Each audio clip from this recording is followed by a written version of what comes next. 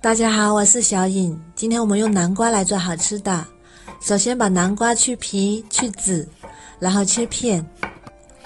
去皮的南瓜大概260克左右，然后装入碗中。再打入3颗鸡蛋，大概120克左右，如果鸡蛋大2个就够了。再加30克白糖，放入料理机中，选择果汁键打成南瓜汁。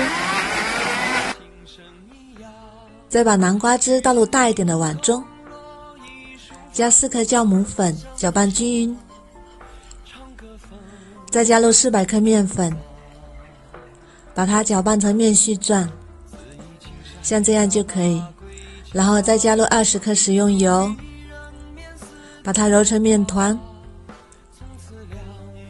这里要多揉一会儿，尽量把面团揉光滑，像这样就可以啦。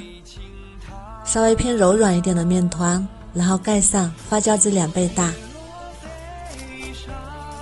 这样我们的面就发好啦，体积变大，用手指戳动，不塌陷也不回缩。再把它取出来，撒点干面粉，防止粘连。再加上适量的蔓越莓干或者是葡萄干，然后把它包起来，再揉一揉，把蔓越莓干揉到面团里，大概还需要揉10分钟左右，把它搓成长条，再分割成8到10个小面团，再把每个小面团揉一揉，整理成圆形。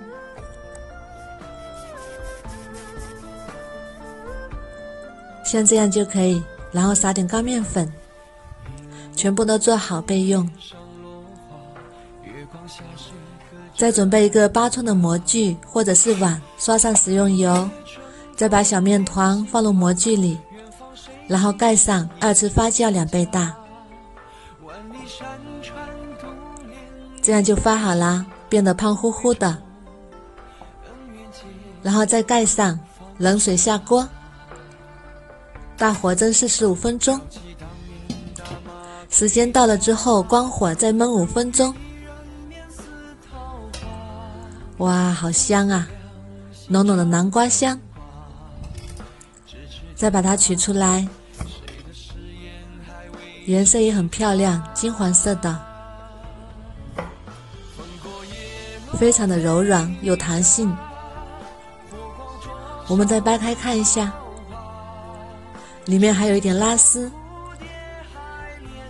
咬上一口还有酸酸甜甜的蔓越莓，比外面买的面包还要好吃。蒸出来的面包吃着不上火，自己在家里做干净又卫生。如果你喜欢也试试吧，喜欢我的视频就关注我吧，谢谢您的支持。